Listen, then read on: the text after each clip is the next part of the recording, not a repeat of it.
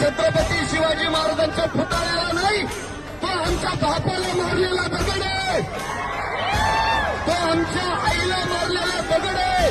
अरे लांडो, महाराष्ट्र म्हणजे छत्रपती शिवाजी महाराज, आणि छत्रपती शिवाजी महाराज म्हणजेच महाराष्ट्र.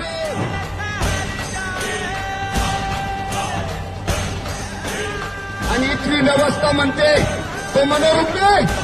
मी व्यवस्थेला सांगू इच्छितो,